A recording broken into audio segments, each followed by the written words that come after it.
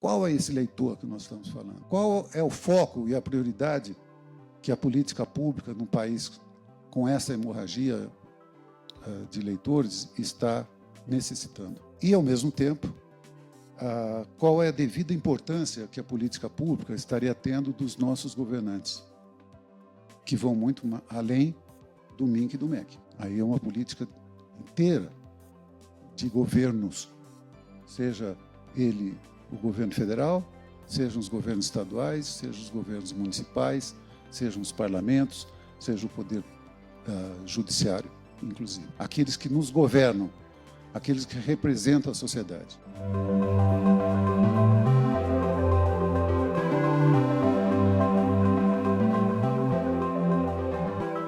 No podcast do Publish News dessa semana, fomos até o seminário Retratos da Leitura no Brasil, onde foram discutidos diversos aspectos dessa pesquisa e destacamos o painel Políticas Públicas, garantindo o direito ao livro e à leitura, tendo como subtítulo o PNLL, Desafios e a Gestação de um Novo Retrato, onde foram convidadas as principais referências de políticas públicas do livro e leitura, e que estão à frente do desenvolvimento do novo Plano Nacional do Livro e Leitura. O painel contou com Jefferson Assunção, diretor de Livro, Leitura e Bibliotecas, da Secretaria de Formação, Livro e Leitura do Ministério da Cultura. Anita Gea, diretora de Apoio à Gestão Educacional da Secretaria de Educação Básica do Ministério da Educação, e Fabiano Piuba, secretário de Formação Cultural, Livro e Leitura do Ministério da Cultura, e com a mediação de José Castilho Marques Neto, consultor internacional e membro titular do Conselho Diretivo do novo PNLL. A conversa aborda de forma extensa a importância das políticas públicas para garantir o direito à leitura no Brasil em seus diversos aspectos. O podcast é um oferecimento da MVB América Latina, da Livro e da Câmara Brasileira do Livro. Esse é o episódio 404 do podcast do Publish News do dia 13 de janeiro de 2026 e gravado no dia 9 de dezembro de 2025, no auditório do Itaú Cultural em São Paulo. E é realizado pelo Instituto ProLivro. E não se esqueça de assinar a nossa newsletter, nos seguir nas redes sociais, Instagram, LinkedIn, Facebook e TikTok, todos os dias com novos conteúdos para você. Também nos siga no YouTube ou no Spotify, onde você pode comentar, dar sugestões e até 5 estrelas. E agora, José Castilho Marques Neto, Jefferson Assunção, Anita Gea e Fabiano Piuba. Bem, boa tarde a todos e todas. Boa tarde à mesa, amigos e colegas aqui da mesa. Queria agradecer a Zoara, o Instituto ProLivro, Itaú, convites para mediar essa mesa, que não é à toa que é a última mesa desse seminário. Eu acho que ela foi pensada até pelo seu título, que eu relembro aqui a vocês. O título da mesa tem título e subtítulo: Políticas Públicas garantindo o direito ao livro e à leitura.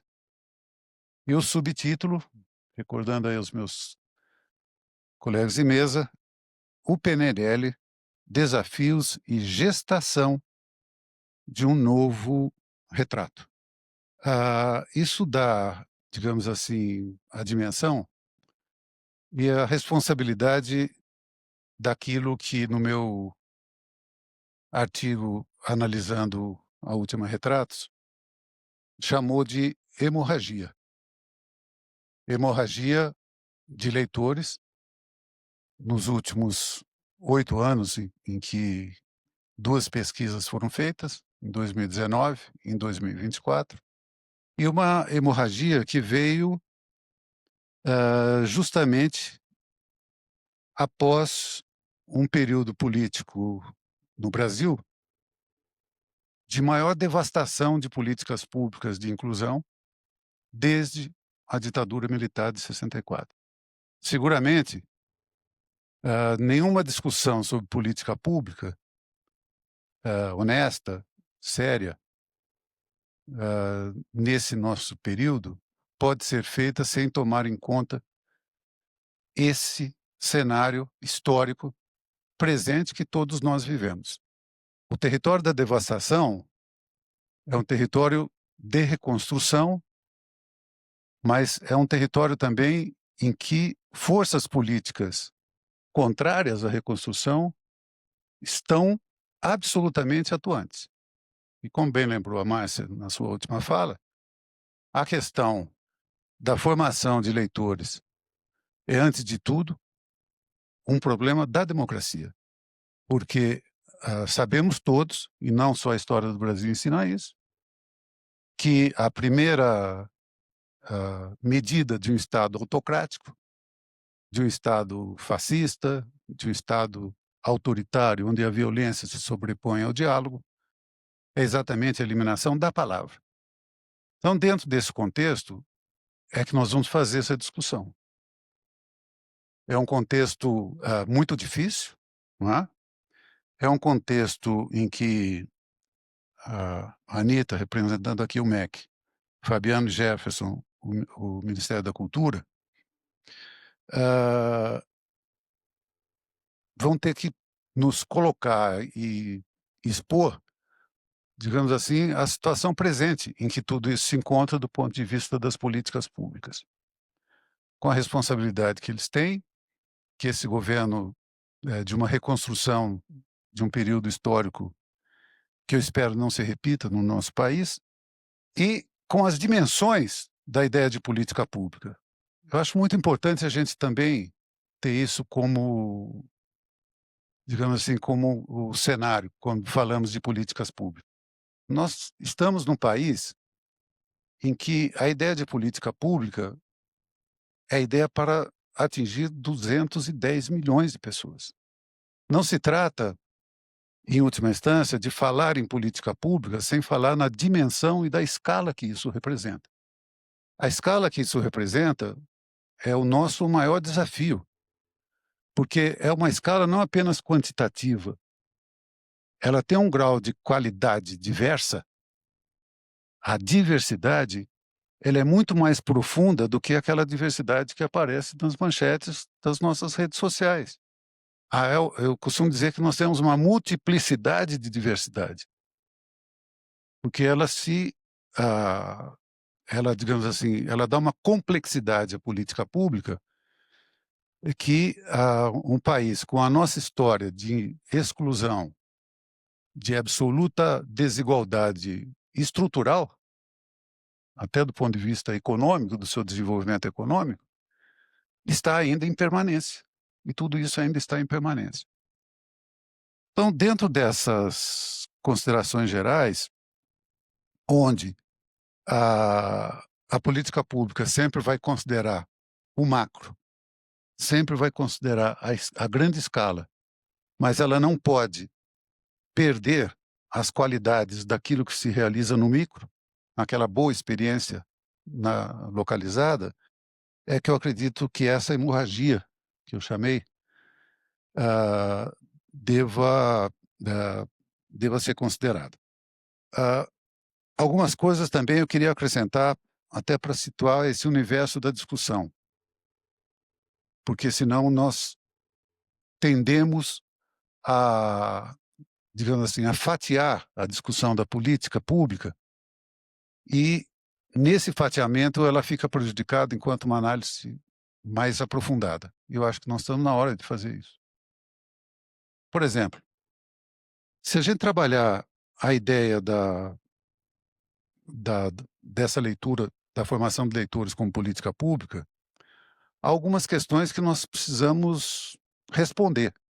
Porque nós não podemos... Há questões universais a serem consideradas? Obviamente que há. Aqui já foram ditas muitas. Desde o advento e as transformações reais, por exemplo, da inteligência artificial, a questão do advento acelerado de um determinado tipo de tela, que não chega diariamente, as acelerações gigantescas que estão tendo, não apenas no Brasil, mas no mundo todo, de um privilégio do treinamento das pessoas, ao invés da formação das pessoas, isso só se aprofunda. Ao mesmo tempo, as pressões contra a criação e o tempo de reflexão das pessoas, não é? ou seja, uma imposição que vai muito além da cultura e da educação, mas é uma lógica econômica em que as pessoas estão sendo cada vez mais pressionadas a realizar as coisas rápidas, porque é assim que não se pensa, é assim que não se reflete e, portanto, é assim que não se critica. É a mesma política que faz a violência de gênero, é a mesma política que faz a devastação ecológica, é a mesma política que impõe a autocracia em grandes partes do mundo. Então, acho que é importante a gente nos perguntar, antes de qualquer coisa, ao falar da leitura como política, né, onde nós estamos vivendo, não é, dentro dessa diversidade, e principalmente, quando falamos hoje de política pública, com qual leitor e leitora a política pública deve prioritariamente se preocupar. Qual é esse leitor que nós estamos falando? Qual é o foco e a prioridade que a política pública num país com essa hemorragia de leitores está necessitando? E, ao mesmo tempo, qual é a devida importância que a política pública estaria tendo dos nossos governantes, que vão muito além do MINC e do MEC. Aí é uma política inteira de governos, seja ele o governo federal, sejam os governos estaduais, sejam os governos municipais, sejam os parlamentos, seja o poder judiciário, inclusive. Aqueles que nos governam, aqueles que representam a sociedade. E aí, para terminar essa introdução que eu achei importante fazer, e a Zoara me permitiu, como mediador, nós temos alguns problemas nacionais que são, até hoje, estão incontornados, digamos assim. Não é? Nós temos ainda enfrentamento muito errático, não é, das questões estruturais da educação, envolvendo aí o analfabetismo, inclusive agora o alfabetismo digital. Nós temos problemas sérios com a educação continuada, motivada desde a evasão escolar até a perda, digamos assim, de leitores após a escolaridade formal. Nós temos a questão da formação deficitária, que a gente, de professores, de mediadores, já foi levantado aqui. Nós temos a continuidade de políticas públicas exitosas que são descontinuadas, desestimuladas, com baixíssimos recursos para acontecerem, que incide diretamente na questão da qualidade. Não é? Ou seja, nós temos muita coisa também que é do nosso país e que poderiam e deveriam e precisam ser modificadas. E dentro desse contexto, nós temos o PNLL até 2015, que com todos os tropeços e as possibilidades ainda limitadas daquele momento, lembro a vocês, acrescentou 16,5 milhões de leitores na Retratos de 2015. E de lá para cá, de 2015 para cá, nós perdemos 11,3 milhões de leitores. Existem causas universais, existem causas pontuais, existem mudanças da nossa sociedade do ponto de vista tecnológico, etc., etc. Mas é escancarada a ausência ou a destruição de políticas públicas na destruição dos leitores. E é escancarada também quando elas existem, por mais limitadas que às vezes elas possam parecer, como elas influem e incidem na inclusão e na formação de novos leitores. Então, meus caros, Anita, Jefferson e Fabiano, nós queremos agora conversar sobre isso. Há um desafio pela frente. É só isso que a gente quer conversar, não é? Eu acho que a questão que nós estamos enfrentando hoje, que é uma situação muito diversa daquela do primeiro Plano Nacional do Livro e Leitura, é sempre bom lembrar isso. Se a época em 2006, com todas as mazelas acumuladas, nós estávamos numa situação mais favorável do ponto de vista que vínhamos de uma ascensão de governos democráticos, de um caminhar, digamos assim, de um país que vislumbrava um horizonte mais inclusivo, e não só no Brasil, mas em toda a América Latina. Hoje nós estamos ainda navegando nas consequências de uma derrocada daquele período político importante. Numa derrocada de um cenário não apenas brasileiro, mas internacional, e que nós temos hoje exemplos sangrentos, como a questão da Palestina, como a questão, de maneira geral, dos imigrantes, inclusive nos Estados Unidos, em toda a América Latina. Nós temos um contexto hoje muito difícil, ainda mais difícil. Mas nós lembro a vocês que temos também muita coisa importante para nos calcarmos. E principalmente vocês que estão à frente das políticas públicas, pensarem que, antes de tudo, vocês têm a resistência acumulada da população brasileira durante todos esses anos. Durante todos esses anos, aquilo que foi plantado e semeado no primeiro Plano Nacional do Livro e Leitura resistiu.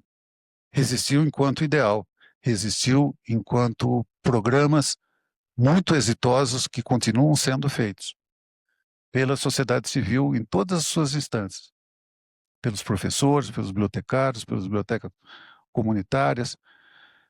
Existe, por um lado, isso aí. Segundo, apesar de tudo, nós aprendemos, nós tivemos que aprender, porque houve lições práticas de uma política pública recente, do primeiro PNLL, que culminou, inclusive, na Lei da Política Nacional de Leitura Escrita.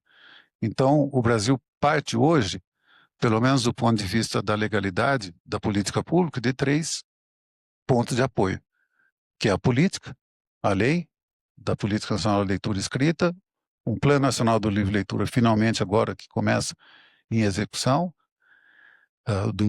o plano decenal, e a possibilidade de criar programas e ações em consequência.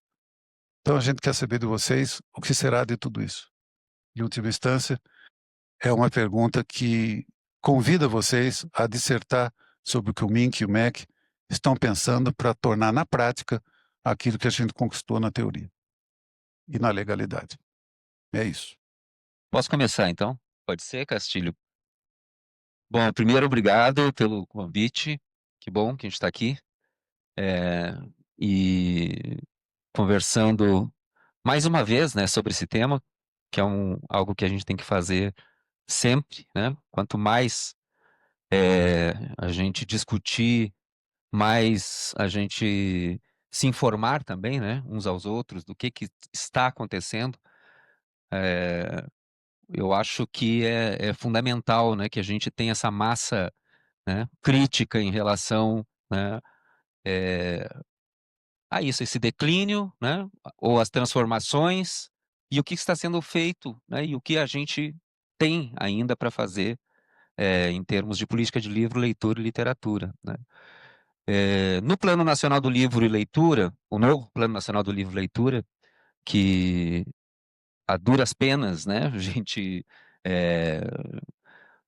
aquilo que todo mundo sabe, né? O que é desconstruído, a gente não parte do zero, a gente parte do menos muito, né, para trás. Então, é sempre difícil de colocar de novo em pé, né? E algo complexo como um Plano Nacional do Livro e Leitura que seja feito de uma maneira democrática, né? Com a participação de todos, não apenas, né, pelo governo, mas pela sociedade, ouvindo todo mundo e fazendo um diagnóstico mais atualizado também, que é fundamental para qualquer plano, né? Que a gente tenha um diagnóstico atualizado.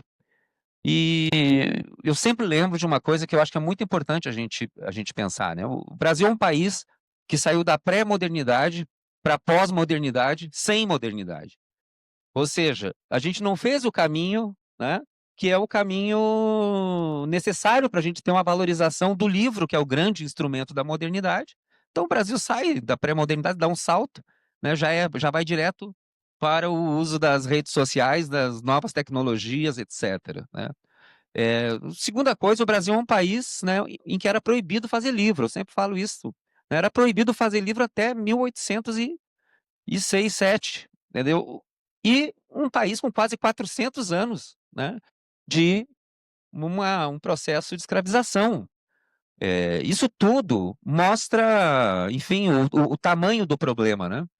De fato, a gente só foi começar a enfrentar esse problema. Tivemos algumas coisas que são importantes, é claro, né? Instituto Nacional do Livro, né? O Programa Nacional do Livro Didático, etc. Mas política mesmo de livro, leitura, né? É algo recente, tem menos de, né? Tem 20 e poucos anos.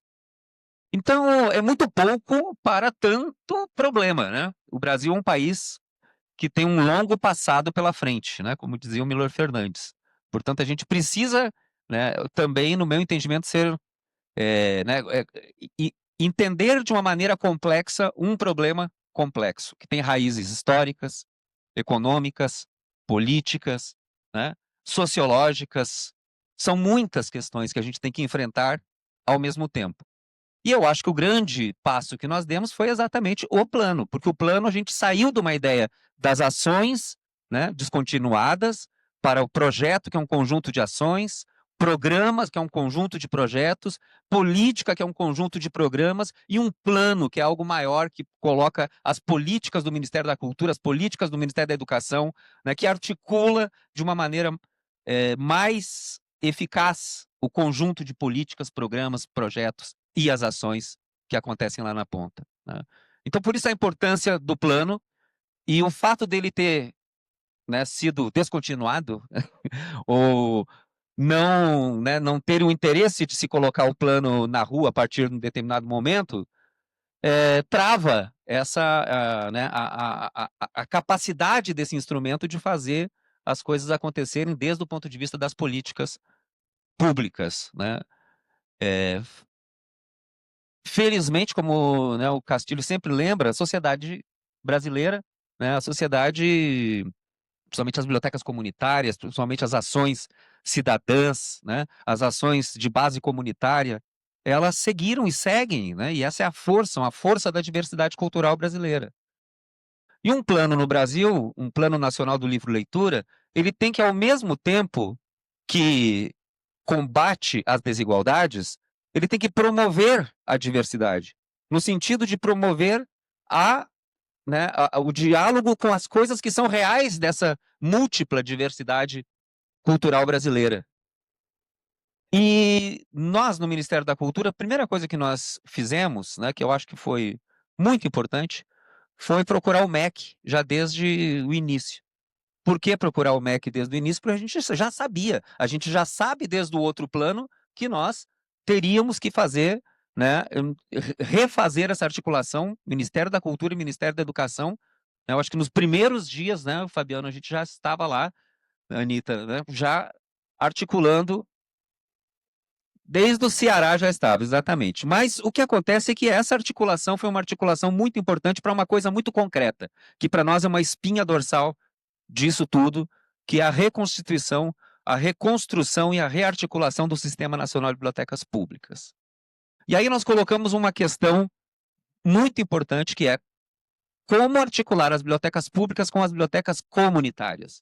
Exatamente pela vida, né, que né, essa ação cidadã em rede significa para as comunidades. O tanto de bibliotecas comunitárias no país, né, que, apesar de não ter, né, ações do último governo, dos últimos governos, né, seguiram fazendo, né, aquilo que sim, né, que é essa resposta cidadã né, à questão da leitura no Brasil. Então a gente, né, mudou o Sistema Nacional de Bibliotecas Públicas. A gente tem uma nova instrução normativa em que o Sistema Nacional de Bibliotecas Públicas inclui as bibliotecas comunitárias, que é uma coisa muito importante para as bibliotecas públicas, porque essas ações culturais, essa vitalidade das bibliotecas comunitárias é uma vitalidade que nutre, né, as bibliotecas públicas municipais. Então isso para nós é muito importante que que a gente compreenda do ponto de vista de sistema, reconstruir o Sistema Nacional de Bibliotecas Públicas nesse sentido. O segundo, na própria parceria com o Ministério da Educação, acho que a Anita vai falar, né, com mais detalhes, mas é a inclusão das bibliotecas públicas e comunitárias nas compras dos livros que estão chegando em todo o Brasil, todas as bibliotecas públicas e comunitárias, como nunca.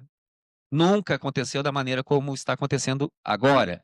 Então, é uma coisa pontual, é uma coisa nacional, em que todas essas bibliotecas que estão cadastradas no Sistema Nacional de Bibliotecas Públicas estão recebendo, cada uma, 600 livros, né, nesse ciclo de livros infantis. Nós estamos acompanhando uma coisa linda que está acontecendo, né? A Márcia aqui é testemunha, né? Recebemos lá também os livros, né, do PNLD literário, mas não é só isso, a gente também fez uma outra ação, que eu acho que é uma ação muito importante, né, que estão começando agora, inclusive, as primeiras bibliotecas no programa Minha Casa Minha Vida. Tem 1.500 novos condomínios, né, a serem inaugurados no Brasil, e cada um desses condomínios com uma biblioteca. Né? Isso é muito relevante, é muito importante, porque aproxima o livro das famílias, né, no Brasil. Além do próprio Plano Nacional do Livro e Leitura, outra ação muito importante junto com o MEC é trazer de volta o Prêmio Viva a Leitura, né, que também já está, né, no final né, do seu processo. Esse prêmio, que a gente sabe o quanto ele é importante, porque ele mostra exatamente a vitalidade, né, das ações em torno do livro, da leitura, da literatura, das bibliotecas no Brasil inteiro. E acrescentamos, inclusive, questões que são importantes hoje para nós, né, que são novos temas, né, que são temas que também é algo que a gente tem que entender, no meu entendimento, nesse diagnóstico que a gente precisa fazer sobre o que é a questão do livro, da leitura no Brasil. Primeiro que nós temos novos sujeitos políticos, novos sujeitos culturais, nós temos a emergência das periferias, nós temos outros temas muito mais amplos do que tínhamos há pouco tempo atrás, né? E nós temos uma coisa que ela é uma grande transformação tecnológica, e uma grande transformação tecnológica que resulta resulta na desmaterialização dos suportes da arte. A música foi afetada por isso lá no passado, Cachada. Né? O cinema foi afetado. Todas as artes são afetadas pela desmaterialização que o digital faz. Bom, essa desmaterialização também chega, né, na área da leitura, do livro, da literatura. Eu acho que uma coisa que a gente tem que pensar também, né, e é uma pergunta a ser feita pela própria pesquisa Retrato da Leitura no Brasil: que transformações na leitura nós temos hoje, né? Porque uma coisa é a gente ficar se perguntando sobre o suporte livro, a leitura do suporte, ou mesmo a leitura de um livro digital. Mas é mais do que isso que as pessoas estão fazendo hoje. Elas estão tendo, né, uma relação com a leitura, à sua maneira, que a gente não consegue ainda enxergar na sua complexidade. A gente não consegue ainda enxergar, né, o que tipo de leitura está acontecendo do ponto de vista funcional, cultural, né? O que está acontecendo na leitura do digital? Não estou falando de livros digitais, não estou falando eu estou falando exatamente, né, que desde uma tábua de argila suméria até um tablet, todos esses suportes de leitura você tem interações, né? Acontece que a gente precisa, no meu entendimento, ampliar a própria ideia de leitura, ampliar a nossa as perguntas, né, sobre o universo da leitura no Brasil, né? Cada vez mais, até que a gente chegue, no meu entendimento, né, numa visão mais completa e mais complexa do que é a leitura no Brasil. Do ponto de vista que eu acho que é uma coisa bem importante que está acontecendo hoje, e que tem a ver com também um novo sistema de financiamento no Brasil, que é a PNAB, a Política Nacional Aldir Blanc, que é algo que nós não tínhamos antes. Na época que nós tínhamos o Plano Nacional do Livro e Leitura, não havia um instrumento de financiamento à cultura como é a PNAB, a Política Nacional Aldir Blanc, que distribui 3 bilhões de reais para todos os estados e municípios do Brasil inteiro, todos. E o que nós estamos vendo é que muitos estados e muitos municípios estão utilizando a PNAB, seja para bibliotecas, para ações literárias, para eventos literários, né, para um conjunto de festas literárias que estão acontecendo hoje no Brasil, né? Só a Bahia está com 100 festas literárias acontecendo este ano, né? Ou seja, tem muitas transformações. E é um primeiro ciclo, nós estamos falando de um primeiro ciclo da PNAB, agora estamos indo para um segundo ciclo, né? De uma política nacional de financiamento que ela precisa ela precisa se transformar na nossa área, se transformar em ações de leitura, de livro, de bibliotecas, e é o que a gente está fazendo a partir do Ministério da Cultura, desenhando minutas de editais para né, compra de acervos para as bibliotecas, para bibliotecas comunitárias, para eventos literários, a utilização de uma faixa agora de 10% da PNAB, que é de infracultura, para a requalificação das bibliotecas, né? Ou seja, incidindo com o que nós temos de instrumento de financiamento. Porque, né, a gente precisa, aí, para terminar, uma terceira coisa, que sem ela não existem as outras duas, que é a participação. Em toda política pública, né, esse tripé é fundamental: planejamento, financiamento, participação. É na participação que a gente tem o recurso que está lá na ponta se transformando em algo real.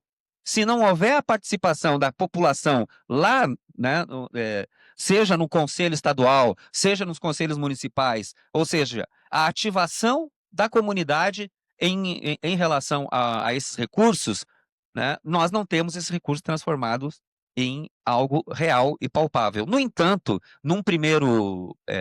já no primeiro ciclo da PNAB, nós estamos vendo que sim, está havendo uma participação local né, principalmente das bibliotecas comunitárias, né, mas de escritores também, né, enfim, da comunidade em torno do livro, mediadores de leitura, para fazer com que esses recursos se transformem, né, em ações reais, né, nos municípios, nos estados, no Brasil inteiro. Então, assim, mudou muita coisa, mas mudou também, no meu entendimento, o diálogo Minc-MEC, que está muito forte nesse momento, né? E acho que esse é o grande ganho que nós tivemos, e essa compreensão de um novo modelo de financiamento, que é um financiamento que precisa ser disputado, sabe pelo quê? Pelo discurso, disputado pela articulação, disputado exatamente pelo que a gente está fazendo aqui, que é discutir sobre, né, o tema do livro, da leitura e da literatura, mas de maneira real, como é que ele chega até a ponta, né, e no meu entendimento, sem deixar para trás um grande problema que nós temos, que são, né, os impactos do digital no mundo, não é só no Brasil isso, né, e principalmente num país que não se preparou, né, para sair da pré-modernidade para a pós-modernidade. Então, esse é um desafio que nós temos, mas ele é um desafio de uma sociedade que teve governos autoritários, que teve uma ideia de educação que tirou completamente a perspectiva crítica, né, nos acordos MEC e USAID, por exemplo, que toda a perspectiva de literatura, sociologia, filosofia, a perspectiva crítica toda foi retirada e ficamos apenas com a perspectiva técnica, instrumental, e estamos pagando sempre o preço, né? O desenvolvimento de uma leitura cultural depende dessa perspectiva crítica, né? Mas no nosso entendimento nós estamos recuperando, eu acho, né, recuperando os instrumentos para isso, e com um sentido complexo e profundo, né, das grandes transformações que nós estamos vivendo no país. E já voltamos para nossa conversa.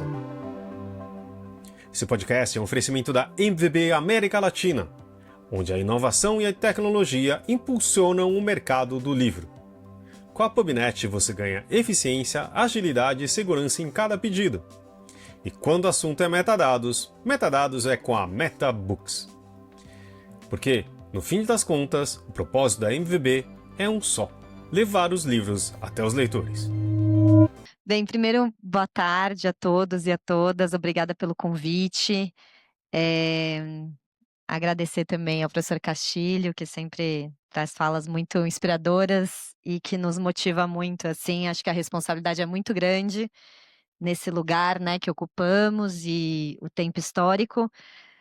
E também agradecer aos meus amigos já, né, colegas quase diários, né, de trabalho, secretário Piúba, o Jefferson e toda a equipe, né, que realmente acho que é isso que o Jefferson trouxe dessa ligação umbilical entre MEC e MINC, que tinha sido cortada intencionalmente. MINC deixou de existir, né? O MEC, enfim, deixou de ser MEC por um tempo, e que a gente retomou, né? Reconstruiu, muito por conta de laços cearenses, mas também pela responsabilidade, né? E visão do que a gente entende, né, essa quadra aí do terceiro mandato do presidente Lula, do que se entende para um desenvolvimento do país, né, e que educação e cultura são parte fundamental para isso, e tem sido, né, muito a tônica desse governo,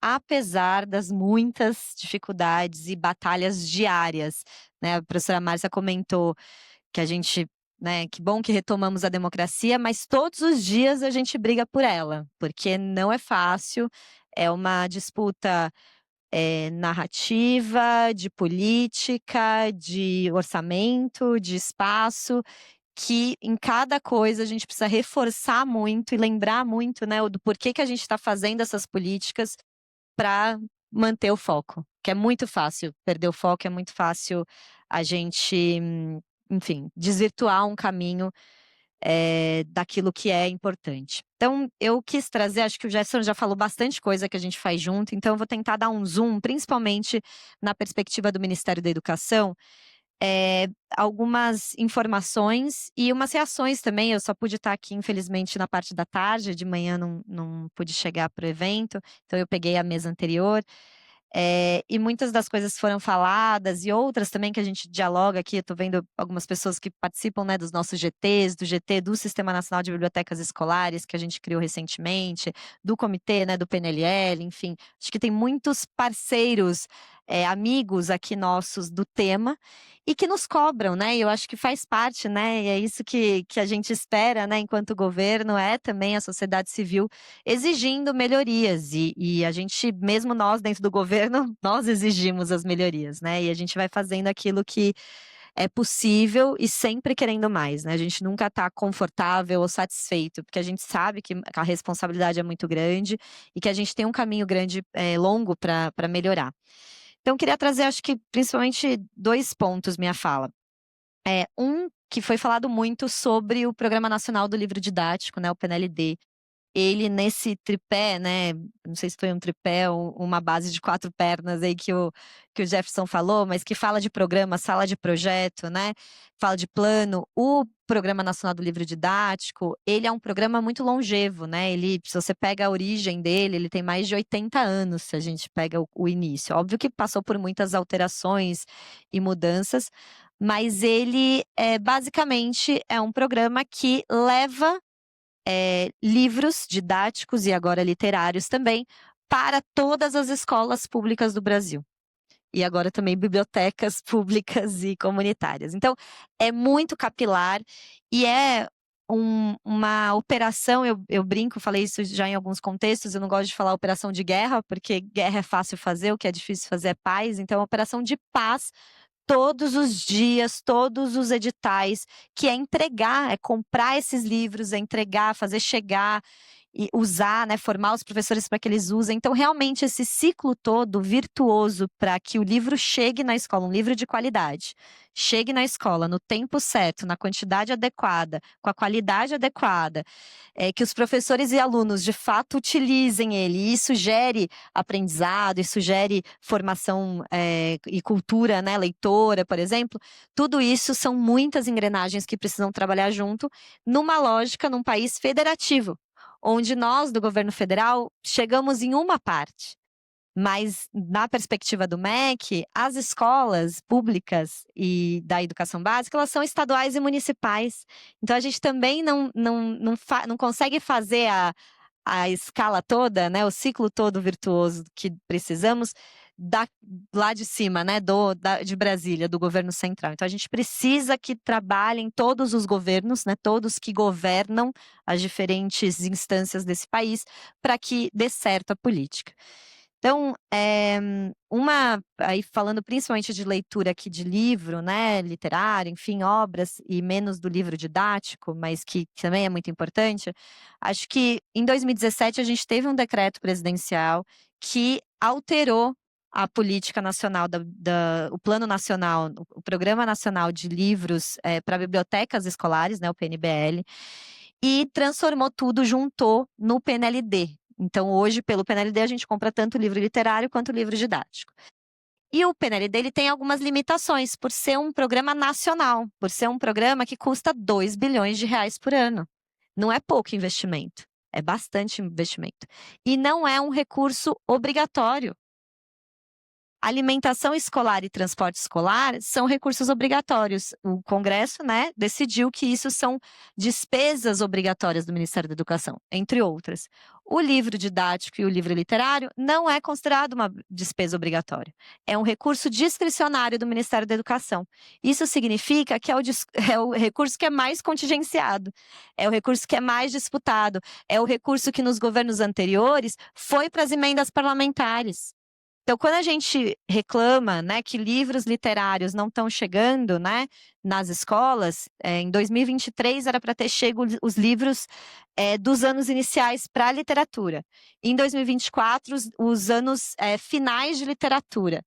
Por que não foi comprado no nosso governo 23 e 24? Porque a gente não quis? Porque os orçamentos dos outros anos empurraram para o nosso governo obrigações de compras, inclusive de editais anteriores ainda, que não eram feitas. E aí isso vai atrasando. Então, é importante reforçar isso, porque não por mais que a gente tenha força de vontade, por mais que a gente tenha priorizado, e eu acho que a gente fez muita coisa importante, ainda uma disputa diária do lugar, da centralidade do livro enquanto algo obrigatório, né, uma despesa obrigatória para a educação. E que pode parecer meio absurdo, né, para nós, para esse público aqui, eu tenho certeza que todo mundo não tem dúvida que é obrigatório, que é essencial, que é fundamental. Mas num público mais amplo, com diversos interesses, com diversas outras prioridades, isso não é tão senso comum. Então, é realmente uma disputa, uma briga, é uma narrativa que a gente tem que reforçar para a gente ter força dentro do governo para conseguir brigar essa batalha e ganhar, né? E é algo que eu acho que todo mundo aqui, e as pessoas, né, principalmente o Ministério da Educação e o Ministério da Cultura, que trabalham com essa temática, têm se esforçado muito. E acho que provocada muito pelos dados, né, do Retratos da Leitura, que a gente vê essa hemorragia, né, que o professor Castilho comentou, e muito, né, se coloca que a solução, né, de todos os problemas é onde? É na educação. E é a educação básica que a gente precisa fortalecer, a gente precisa incentivar desde muito cedo a formação de leitores, a criação, né, dessa cultura leitora, e a gente concorda totalmente. Além, né, do reforço no próprio PNLD, em termos de orçamento, em termos de retomada dos editais antigos que não tinham sido comprados, a gente lançou um edital novo de literário com foco desde o ensino médio até os anos iniciais, e EJA, que era uma modalidade que nunca ninguém pensava em livro literário, a gente está colocando. A gente instituiu, pela política de criança alfabetizada, mais de 140 mil cantinhos de leitura nas salas de aula, para também trazer a leitura e o incentivo da formação das crianças leitoras desde a alfabetização no dia a dia da escola. Isso tudo é recurso, né? São programas que precisam acontecer lá na ponta e que, de alguma forma, né, o Ministério da Educação, o Ministério da Cultura incentivam, induzem, né, para que isso aconteça.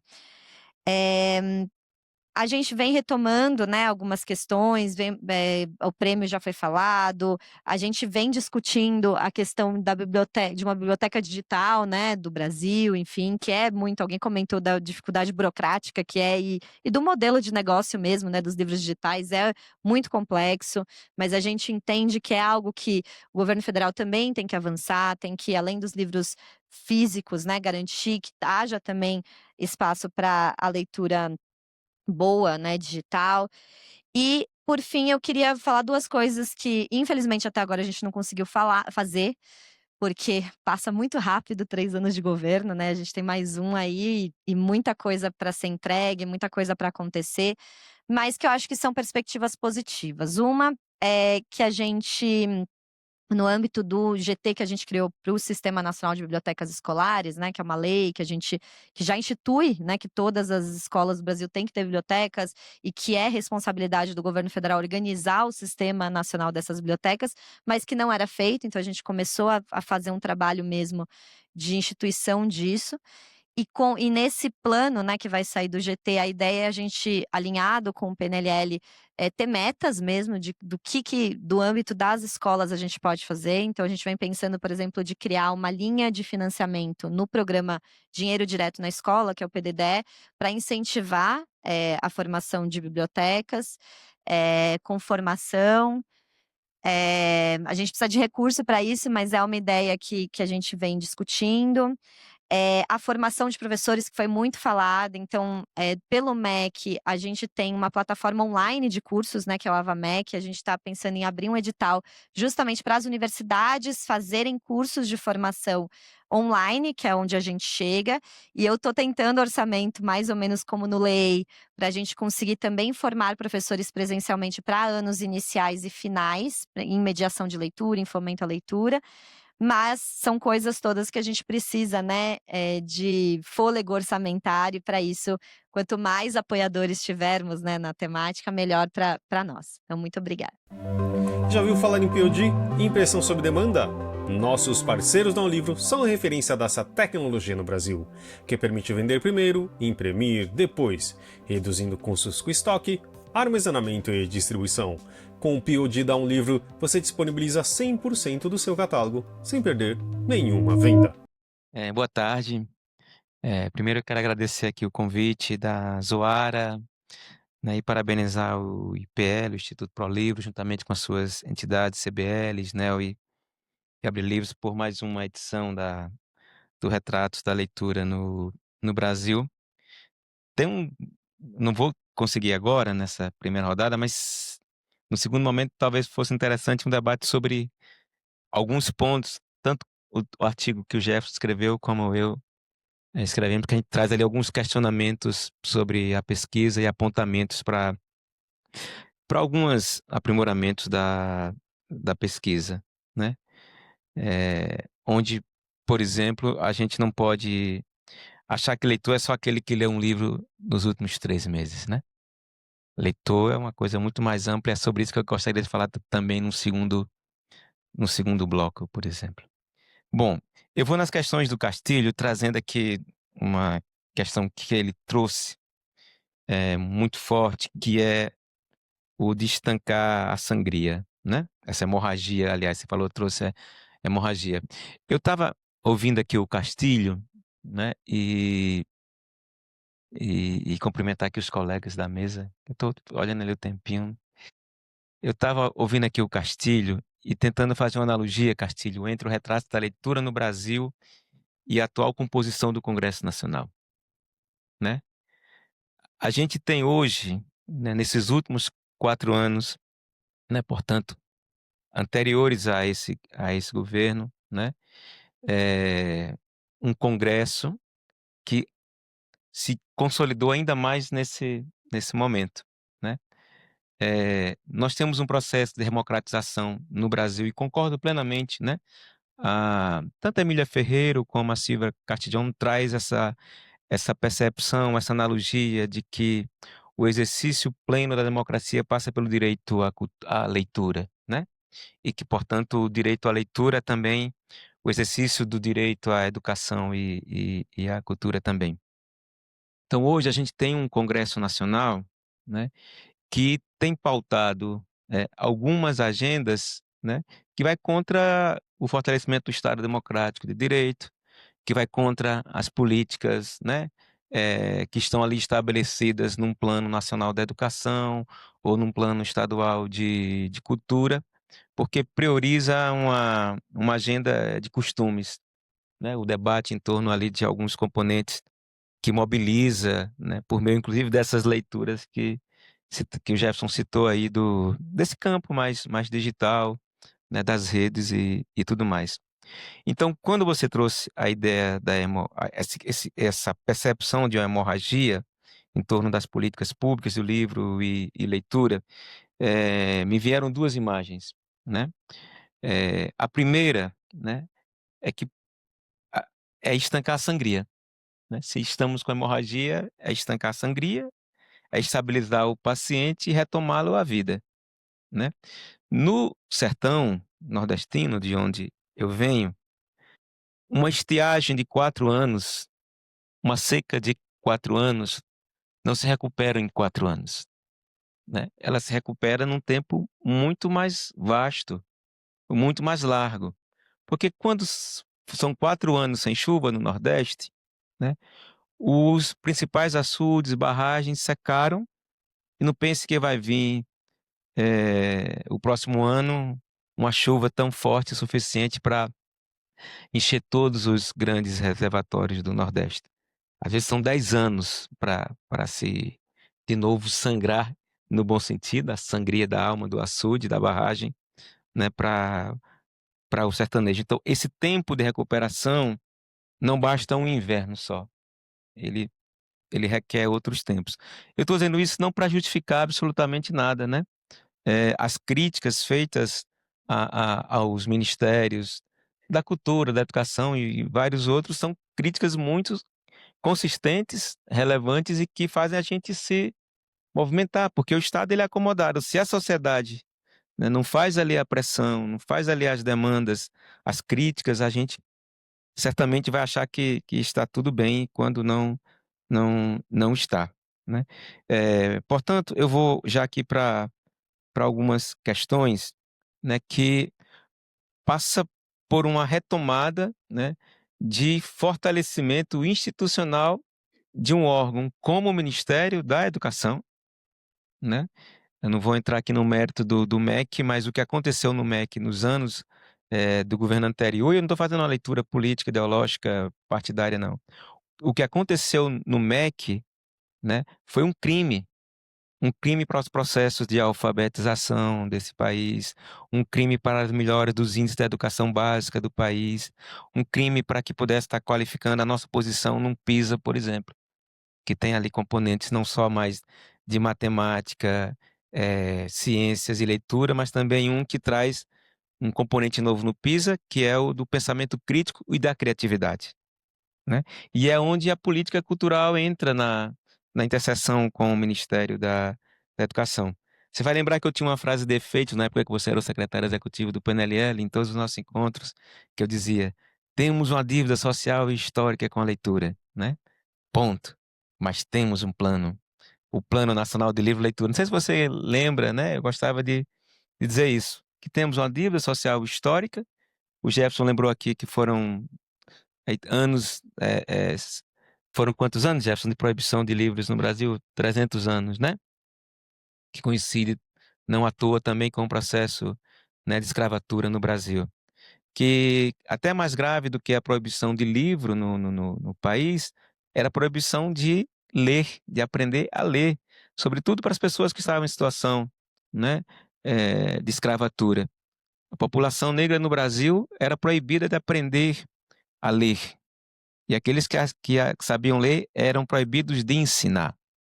Por isso que o Paulo Freire diz que a leitura é uma prática de liberdade, porque a gente aprende a ler para escrever a nossa própria história. Então, essa dívida social histórica, ela vem de longe, né?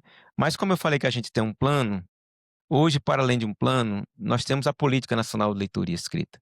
E esse foi um ganho muito importante, você lembrou no seu artigo aqui do Retratos, que foram 12 anos a gente pelejando, tramitando, né, uma proposta de uma lei, de uma política nacional de leitura escrita.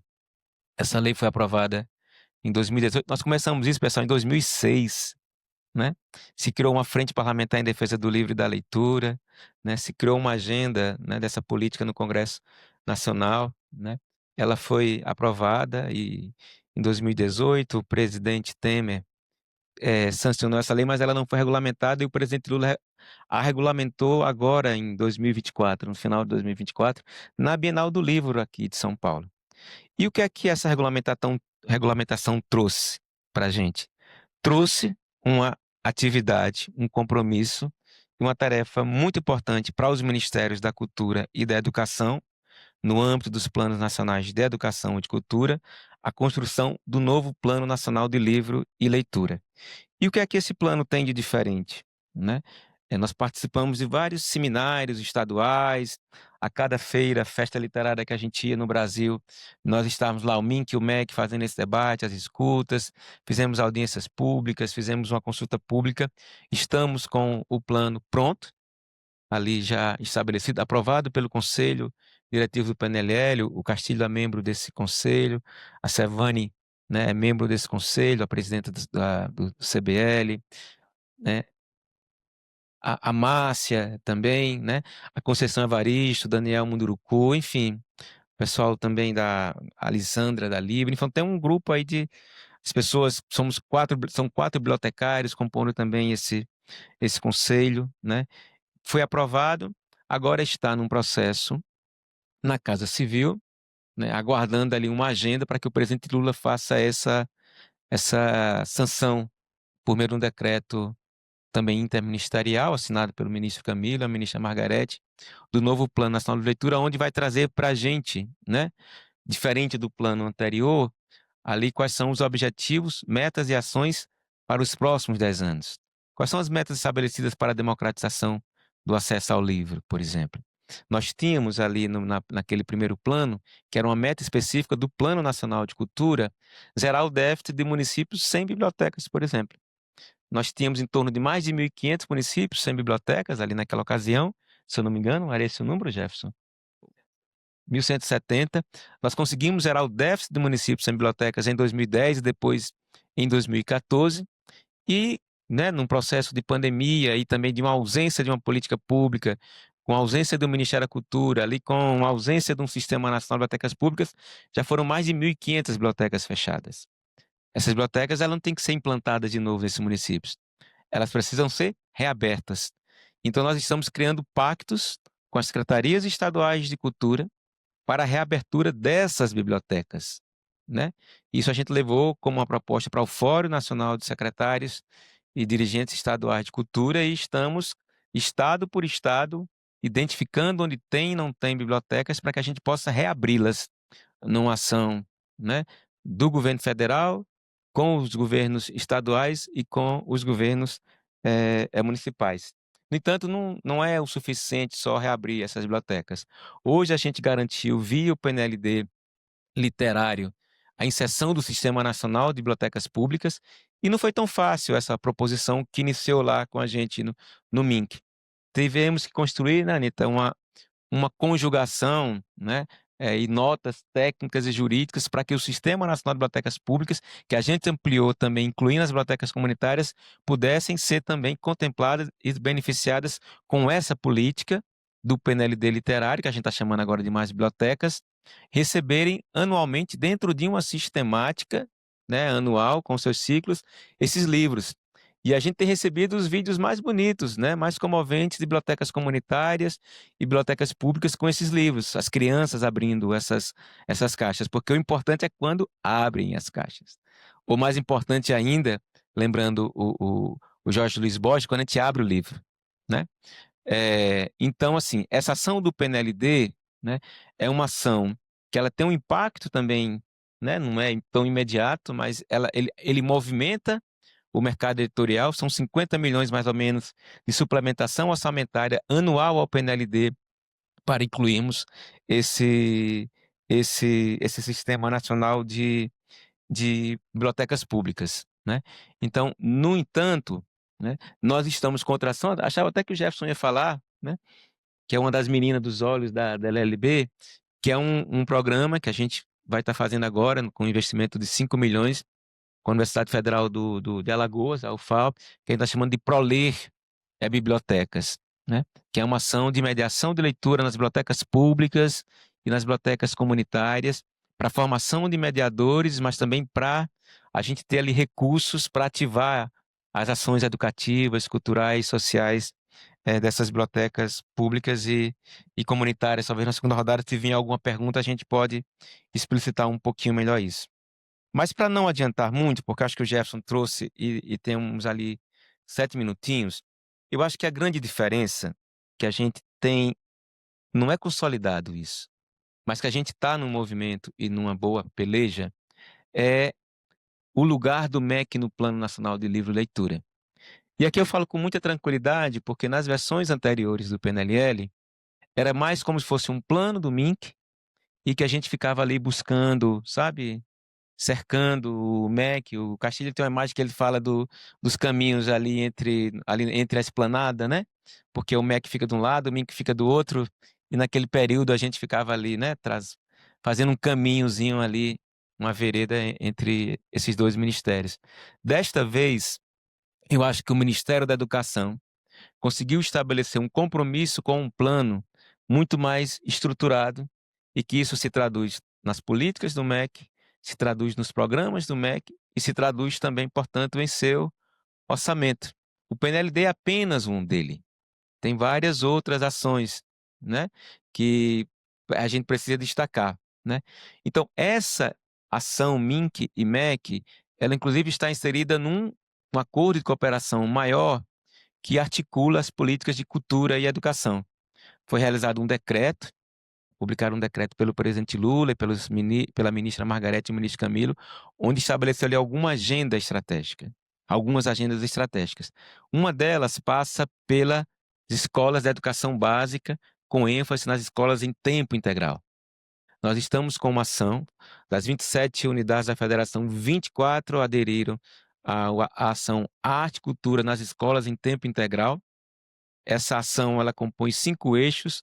Um dos eixos centrais são projetos de incentivo à leitura e da escrita criativa nestas escolas, para que os meninos e meninas, nossas crianças e adolescentes, possam ter a oportunidade de trabalhar a dimensão cultural da leitura na sua formação enquanto leitor para a vida inteira, mas também o processo da leitura, da escrita criativa e literária também. Então, a gente acredita, né, que esse ano de 2026 vai ser um ano de algumas entregas, como algumas que foram destacadas aqui, mas eu finalizo aqui com dois instrumentos que eu considero que são bem importantes. Que é exatamente a PENAB. Alguém sabe o que é a PENAB, dito dessa maneira? Levanta a mão quem sabe o que é a PENAB. 1, 2, 3... Não chegou a 10, certo? Alguém sabe o que é a Política Nacional Aldir Blanc de Fomento à Cultura? São as mesmas pessoas, né? Essa é a tradução dessas letrinhas. A PENAB é um recurso garantido na ordem de 3 bilhões ano para descentralizar para os estados e municípios, né? Dentre as estratégias que estão ali pactuadas com os estados e municípios, né, temos uma que é uma ação nova, inclusive, por meio da instrução normativa do MINC desse ano, que é infraestrutura, né, infracultura, onde as bibliotecas, né, podem estar acessando esse recurso ali na ordem de 10% de 3 bi, então são 300 milhões ali em tese, obviamente, teatros, museus podem estar acessando isso. Mas qual é o equipamento cultural mais presente nos municípios do Brasil?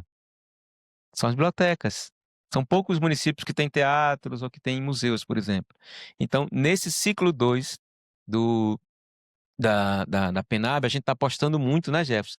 Fizemos apresentações para os fóruns de secretários estaduais e municipais, fizemos uma cartilha, um manual de como acessar esse recurso de infraestrutura cultural para a modernização, né, das suas bibliotecas, dentre outras linhas que o Jefferson falou. né? Bibliotecas comunitárias de pontos de leitura, o fomento à literatura, a aquisição de livros, da produção editorial local. Bahia, Ceará, Pará, Espírito Santo, alguns estados já estão fazendo isso com recursos da PNAB, movimentando tanto o elo criativo também produtivo dos livros nesses estados, né? Mas para além da PNAB, tem hoje uma ferramenta que ela é central nesse contexto que eu falei do Congresso Nacional. Vocês têm ideia de quanto do orçamento do Poder Executivo hoje está na mão do Congresso Nacional? Através de emendas parlamentares, dá um chute aí. Entre 40% a 50%. Então imagine um Poder Executivo, né, que foi eleito para governar, né, para executar as políticas públicas, 50%, né? O ano passado foi 40 e alguma coisa, né? Em todo 50% está na mão dos parlamentares que dizem para onde é que esse recurso público deve ir. Muitas vezes sem definir o que é o objeto, para onde vai e como volta à prestação de contas. Então, o desafio que nós temos, nós do campo do livro, da leitura, da literatura e das bibliotecas, né, é qualificar essas emendas parlamentares com bons projetos. Então, a gente está no esforço, sabe, danado junto ao Congresso Nacional, aos parlamentares, às bancadas, para que invistam em bibliotecas públicas, por exemplo. Para que invistam, por exemplo, nos circuitos de feiras de livros e festas literárias. A Bahia está executando com recursos diretos, com recursos da PNAB, né, e da Lei Rouanet, 101 festas e feiras literárias. São Paulo tem 101 festas literárias, alguém sabe dizer? Deve ter mais, né? Percebem? Isso é com recurso público, do Ministério da Cultura ou das secretarias estaduais, né? E, no entanto, isso que o Jefferson trouxe, me resta aqui 1 minuto e 23, é fundamental que venha como demanda, né, da sociedade. Não é o gestor que vai ficar sentado lá no gabinete dele, ou a gestora, e diz, vou fazer aqui um edital para bibliotecas comunitárias, né, Bel?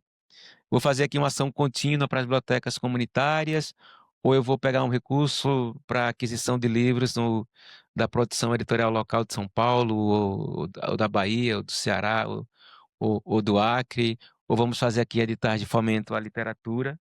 Nós fizemos o mapeamento do ciclo 1 da PNAB, a gente vai publicar isso, não sei se o Jefferson tem aí de cabeça os números, mas do primeiro ciclo desses 3 bi, a gente já identificou boas ações voltadas para a política, portanto, para o Plano Nacional de Livro e Leitura. Então, é uma mobilização também social para que nós estamos em São Paulo, por exemplo, procuremos a Secretaria de Cultura, vamos investir, né, na nossa política de livro e leitura, mesmo porque São Paulo tem, a nível de município, o Plano Nacional de Livro e Leitura, e o Estado tá em tramitação ainda para ser aprovado. Por fim, finalizo dizendo que existe uma topografia poética no Brasil de pessoas que atuam com o livro, com a leitura, com a literatura e com as bibliotecas. Elas não estão nos centros, elas estão nas periferias. E já voltamos para a nossa conversa. E também com o apoio da CBL, a Câmara Brasileira do Livro representa editores, livreiros, distribuidores e demais profissionais do setor, e atua para promover acesso ao livro e a democratização da leitura no Brasil. É a agência brasileira do ISBN e possui uma plataforma digital que oferece serviços como ISBN, código de barras, ficha catalográfica, registro de direito autoral e carta de exclusividade. Agradeço bastante a Jefferson, Anita e Fabiano. Nós temos, apesar de estar vermelho lá, não é?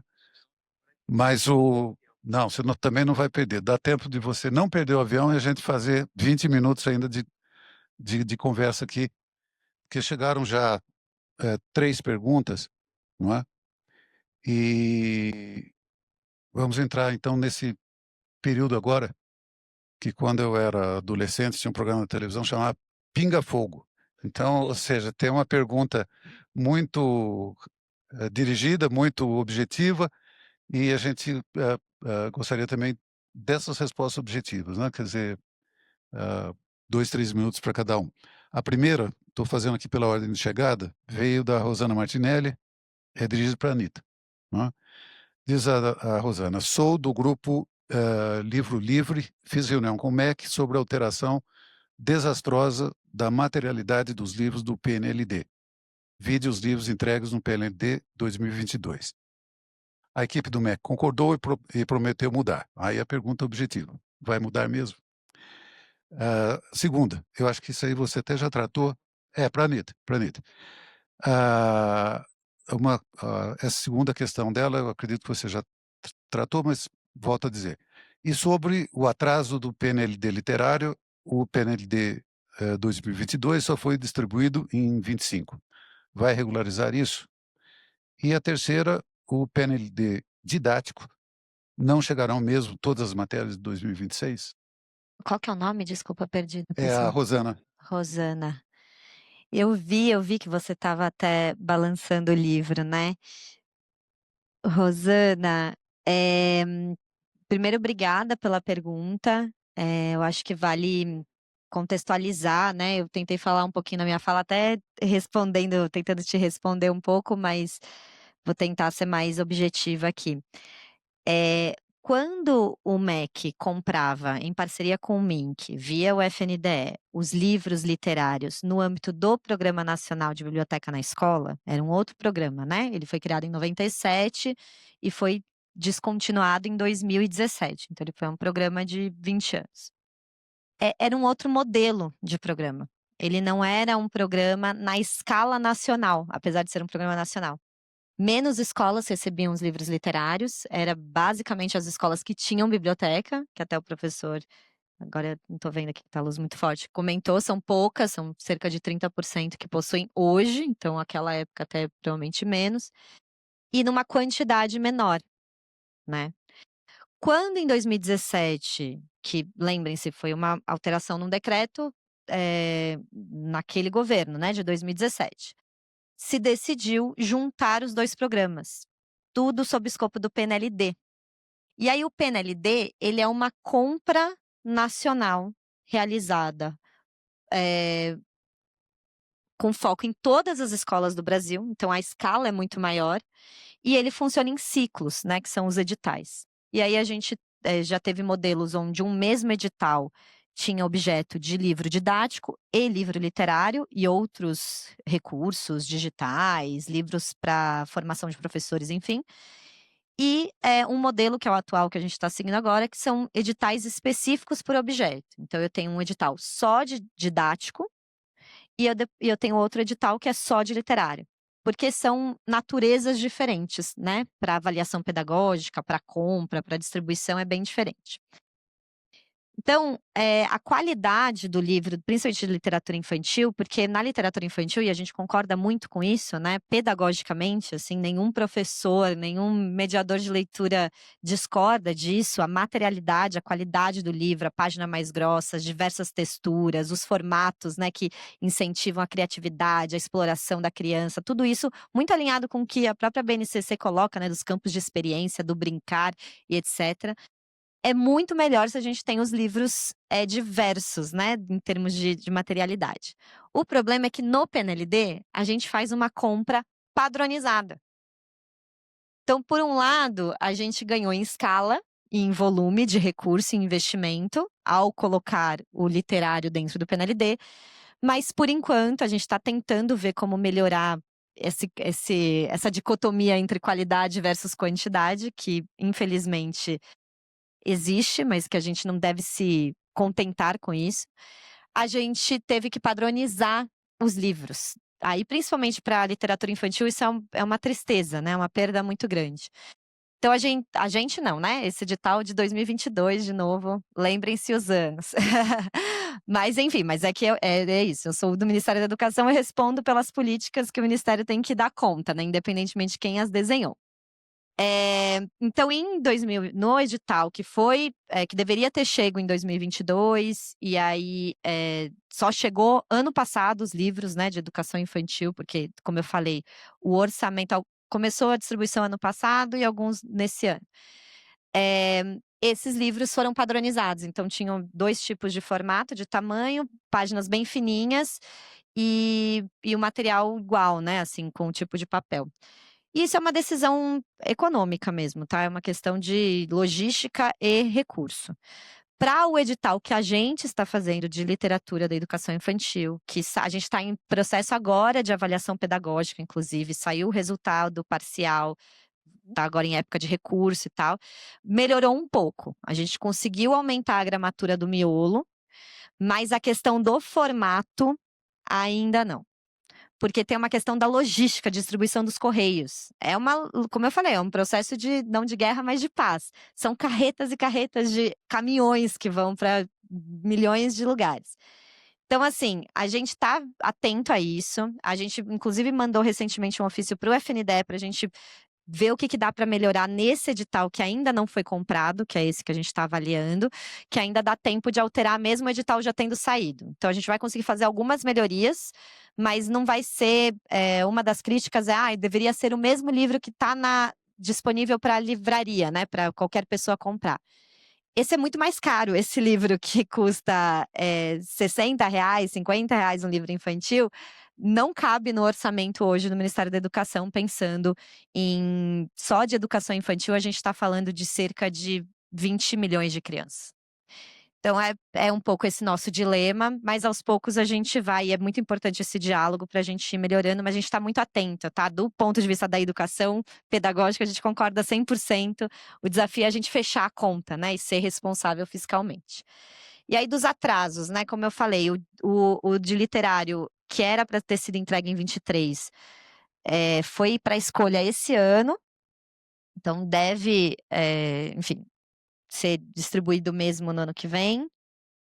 E o de 24 está em escolha agora, aberta para as escolas, e também só vai ser distribuído integralmente no ano que vem. Então, realmente está em torno de 2, 3 anos atrasada a entrega de literários.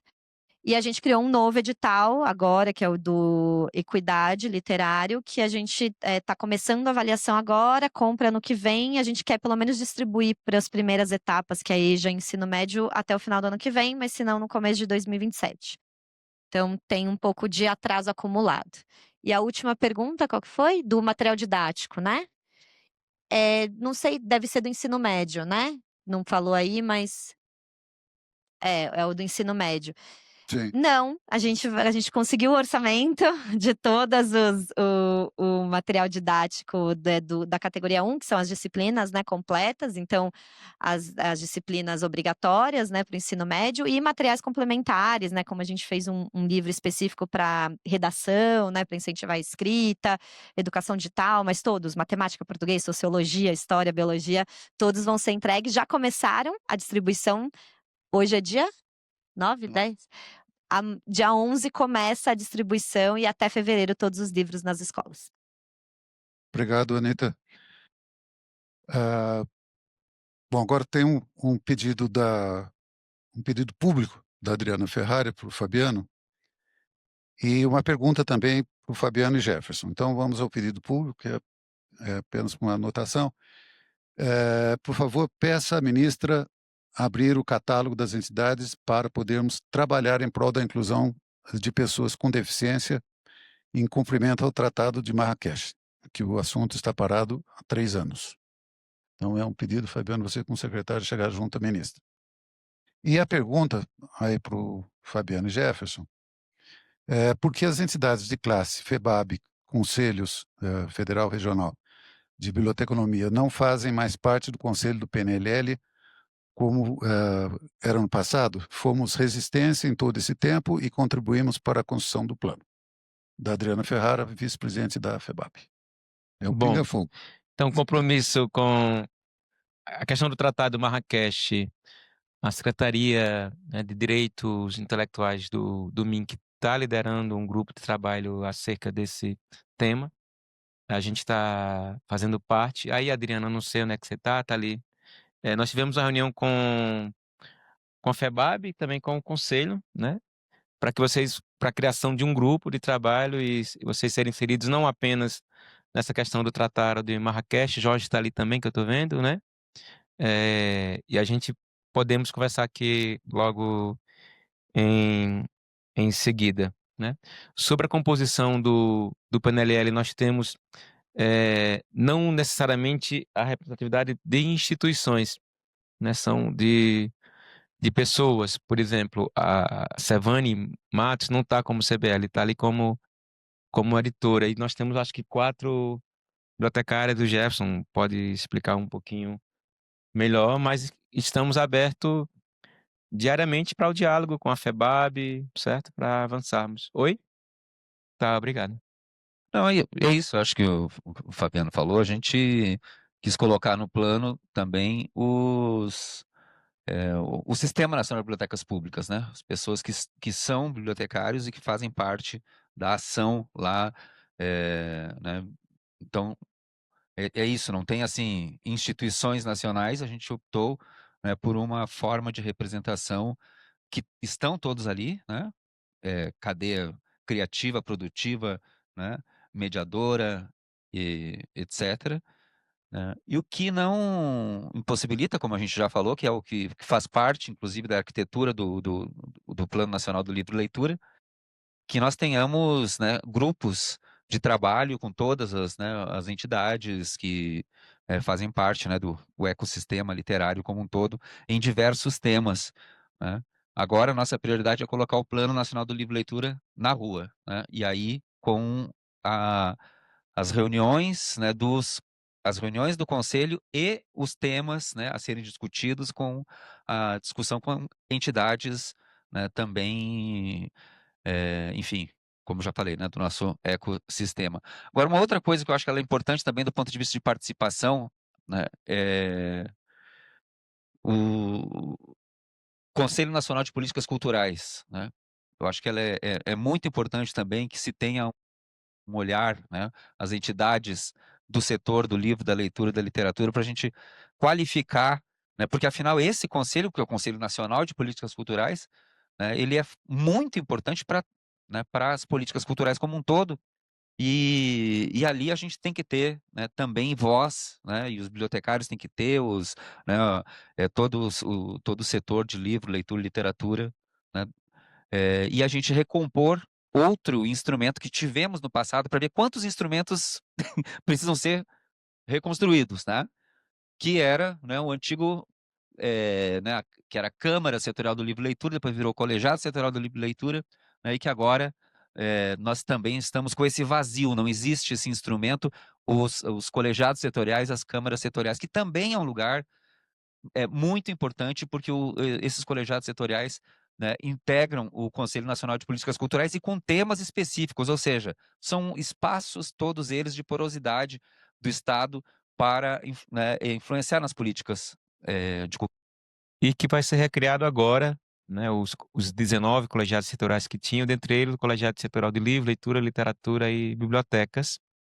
O mandato hoje do Conselho, né, do CNPC vai até abril, e provavelmente no começo do ano vai estar abrindo o processo eleitoral. Então vamos ter ali o assento do colegiado setorial de novo, do livro, leitura, literatura e bibliotecas, e as pessoas precisam se candidatar, né? Isso é Quando uma a gente boa estiver com esse notícia. processo aberto, acho que vai agora, A boa em notícia é que realmente estava fevereiro, faltando né, vai abrir esse processo eleitoral do novo conselho, já com a criação dos colegiados setoriais. Tem uma última pergunta aqui da Andrea Catropa, pelo que eu entendi, o Catropa.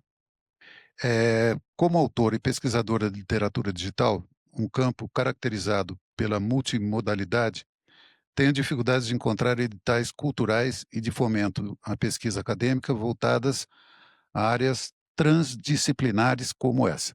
Gostaria de saber quais as perspectivas de políticas públicas voltada para manifestações literárias multimodais. Quem pode responder? Jefferson? Bom, eu não sei que é tão específico assim, porque a nossa prioridade, já que a gente estava falando em prioridades, Castilho, eu acho que ela é Sim. muito importante que a gente, né, tem uma frase que eu gosto muito lá no Ministério da Cultura, que é: o Ministério da Cultura não é a Secretaria de Cultura do Brasil. Ou seja, essas ações, editais, etc., que são importantes, mas elas precisam ser feitas pelos estados, pelos municípios. Nós precisamos fazer dentro do Ministério da Cultura, né? Plano, política e programa, porque eles que são aquilo que dá condição para que os editais setoriais, para os editais específicos, né, acontecerem. Então, e diante desse, né, cenário que o Fabiano acabou de falar aqui, né, de falta de capacidade discricionária dos ministérios, não é só nossa, não é só o Ministério da Cultura, não tem um orçamento para a gente ficar fazendo um tanto de editais, entendeu? Cada um com as necessidades que são inúmeras em todos os campos, né? Então, isso dificulta com que se tenham editais específicos. Então, cada vez mais a gente tem que sair dessa lógica dos editais, quero dizer assim, nós como Ministério da Cultura, né, e estabelecer mais uma lógica de plano político e programas, exatamente porque são eles que fazem com que os editais aconteçam nos estados, nos municípios, e faça com que os recursos cheguem até os estados e municípios e lá aconteçam os editais específicos de acordo com as demandas, com as inúmeras demandas e legítimas demandas da sociedade como um todo, né?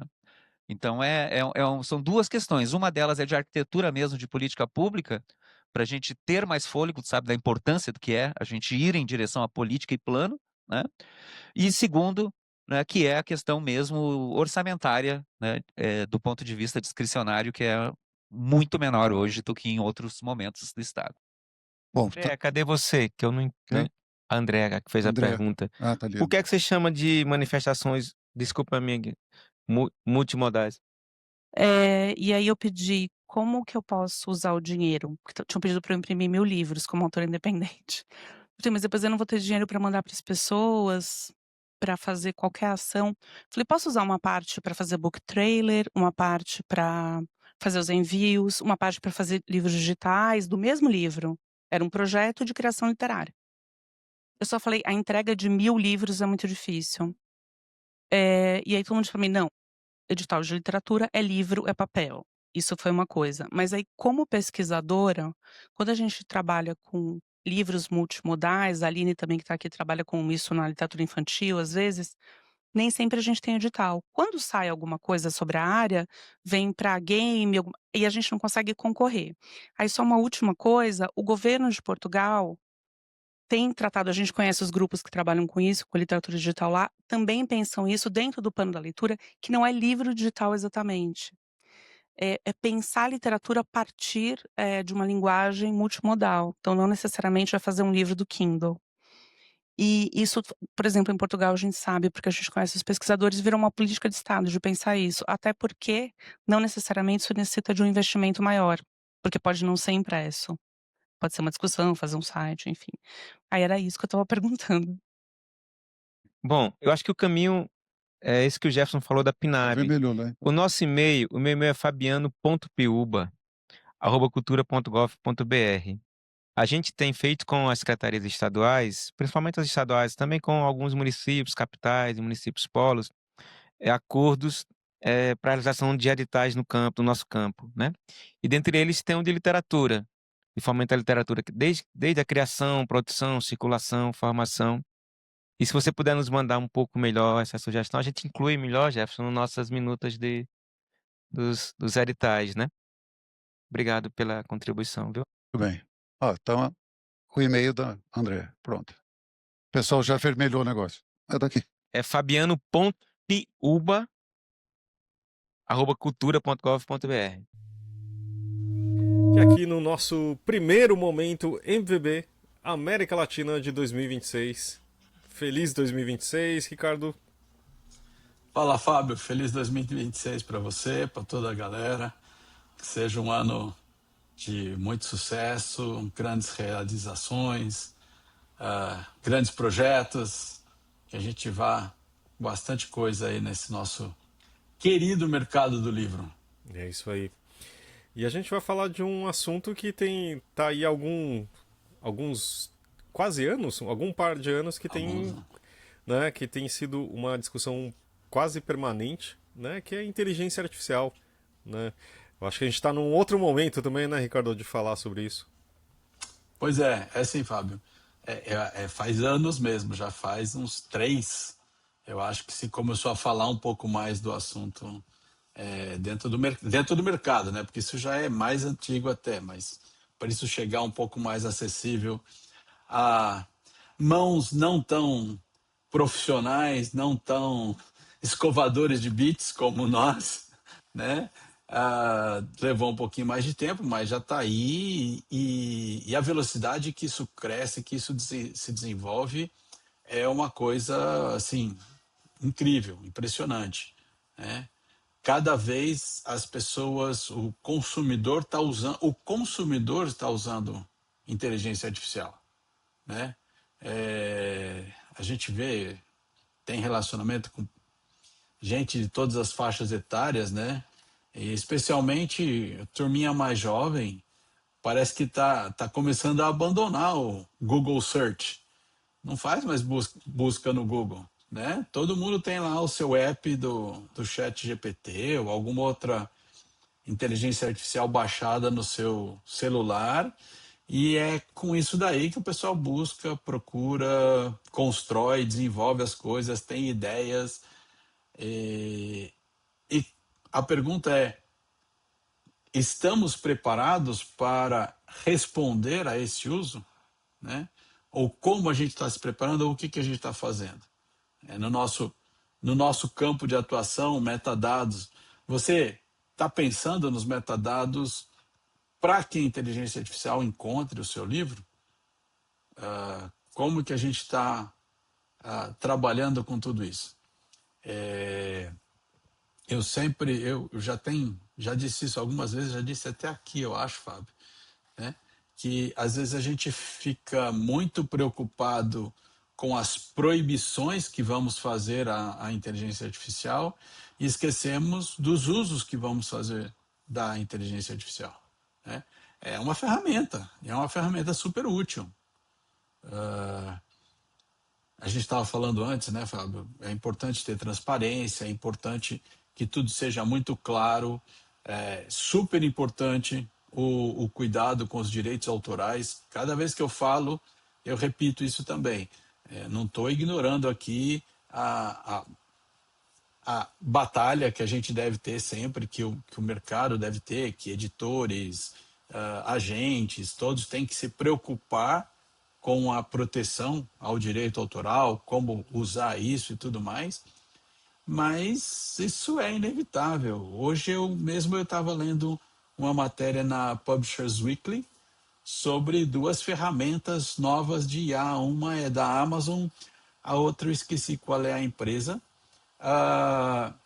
É uma ferramenta de IA que foi implementada no Kindle e no Kindle para iOS também, que você pode procurar coisas no livro através dessa ferramenta. Você pergunta coisas para o livro, entre aspas, e ele te responde. Tá aí. Então nós precisamos estar preparados para isso.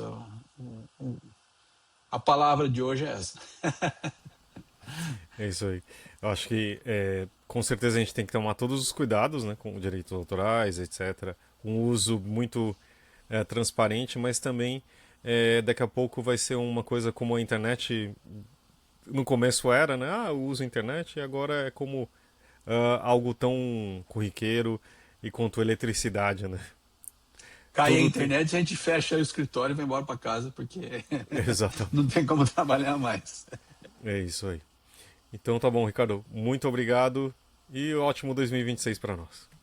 Obrigado, Fábio. Abraço a todo mundo aí. Ótimo 2026. Eu acho importante um esclarecimento sobre a pesquisa, né? Eu fiz no início, mas o Jefferson falou sobre o fato da pesquisa olhar só para livros impressos ou digitais, né?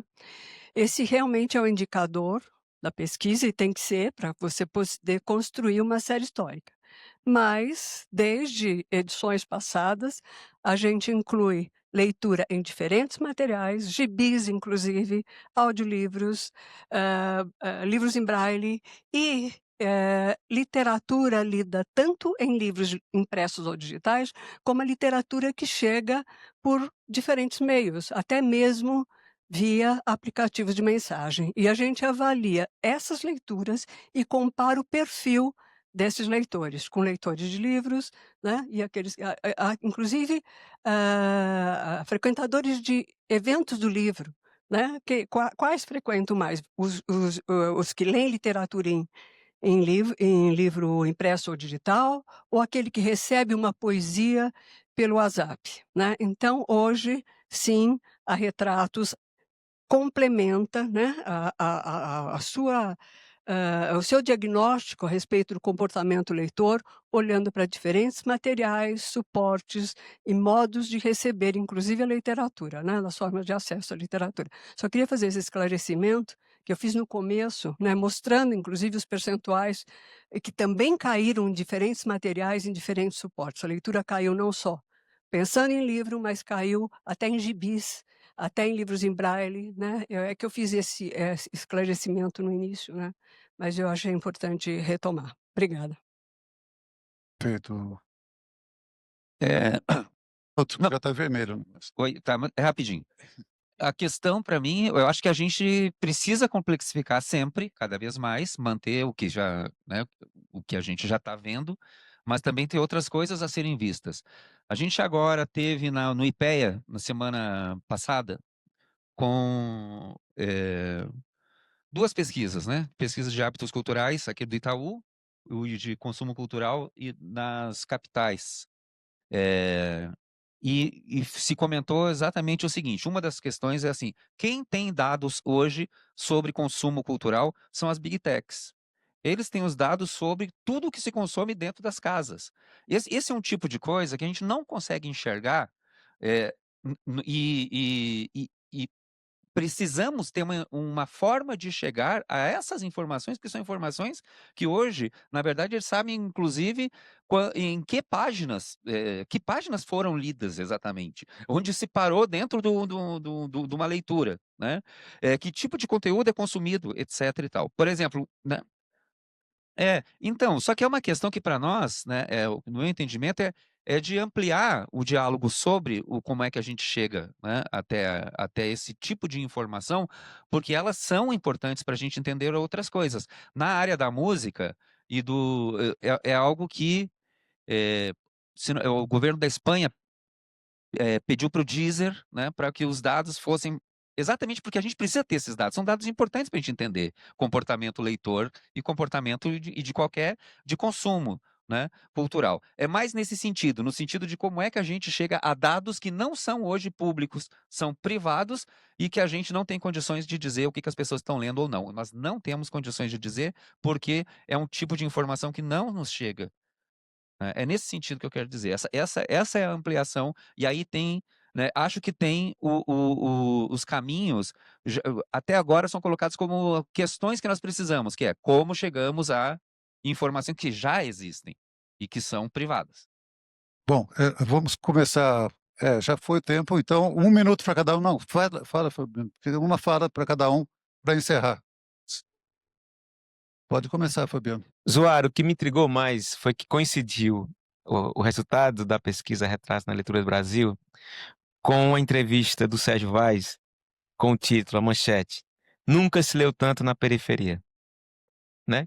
Aí eu fico, né, ali não é nem dividido, é num dilema, numa reflexão do que é que a gente está lendo, né? Porque a pesquisa, ela está corretíssima quando traz a centralidade no livro. Essa é a nossa defesa, é a defesa do livro, como essa obra substancial, né, do acesso e da formação, né?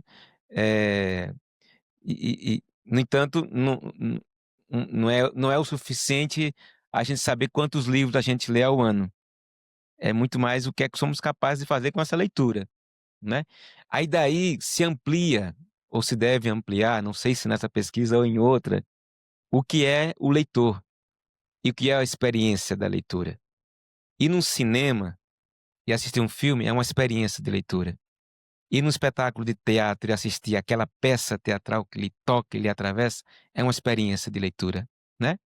E a gente vai até mais amplo. A música é uma experiência de leitura também, seja da vitrola ou seja no Spotify.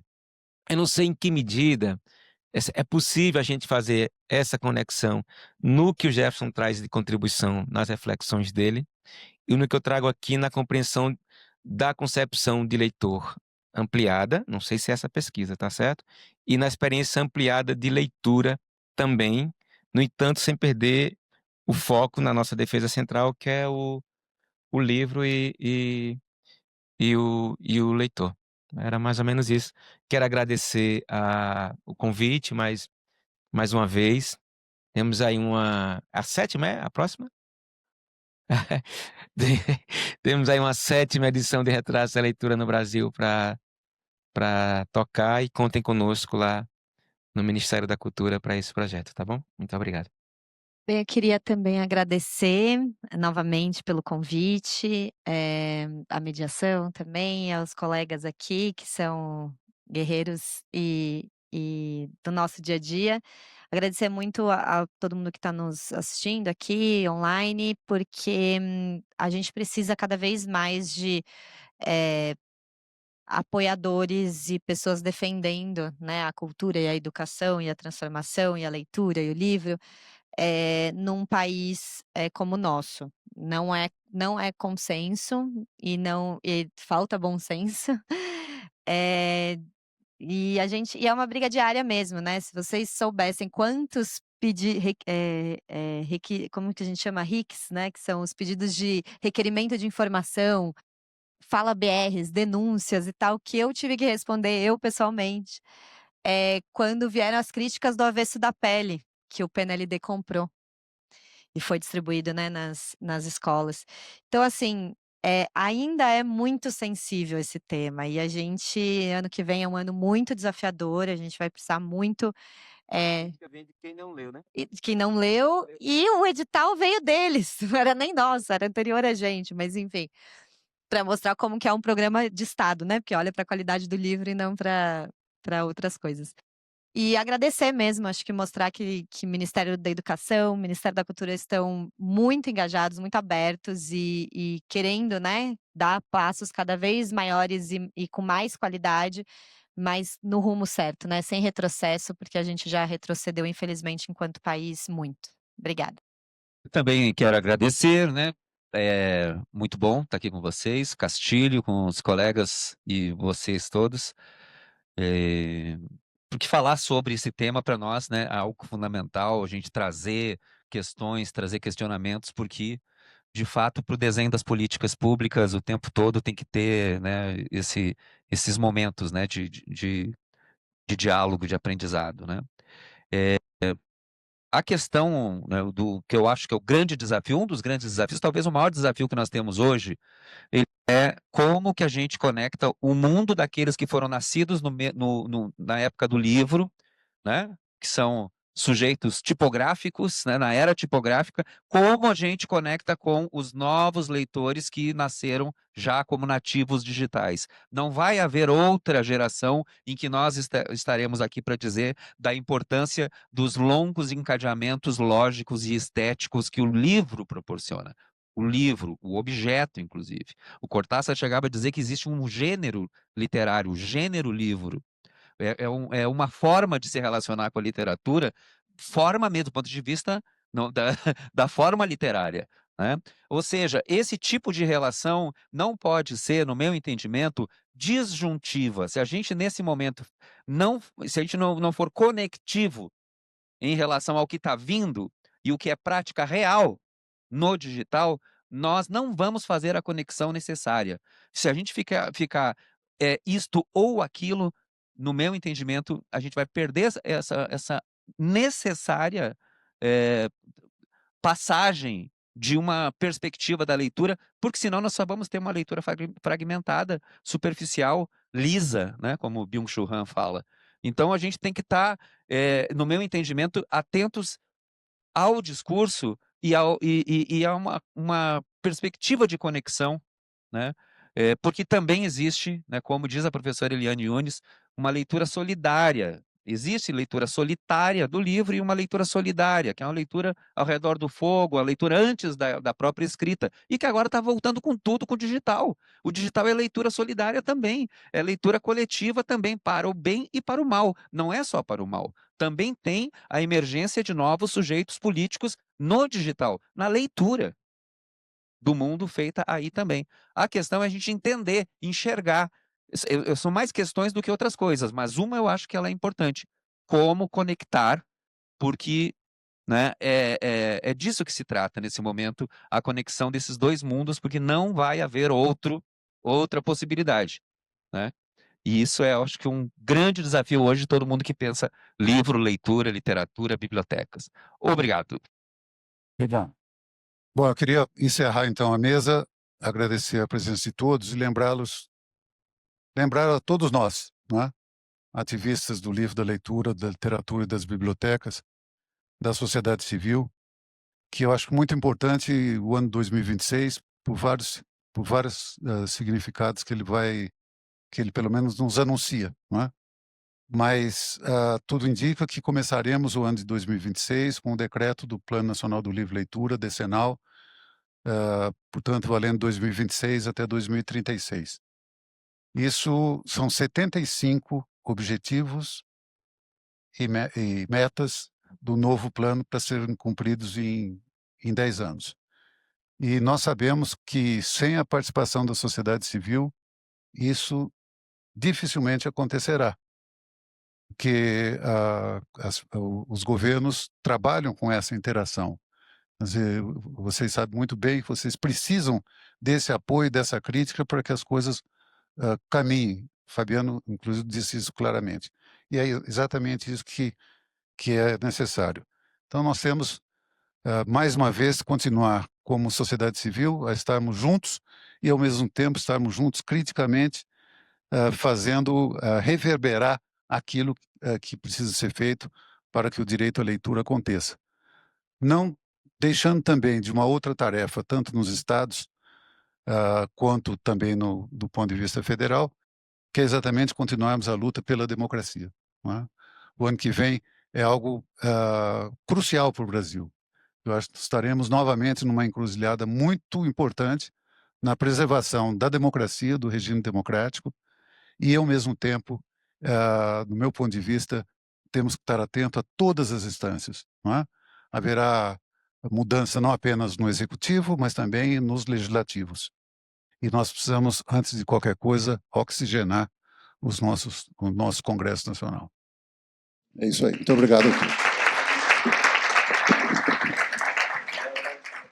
E este foi o episódio 404 do podcast do PN. Obrigado a você que nos ouviu. E se quiser comentar, avaliar nosso podcast no Spotify ou no YouTube, nos ajuda muito.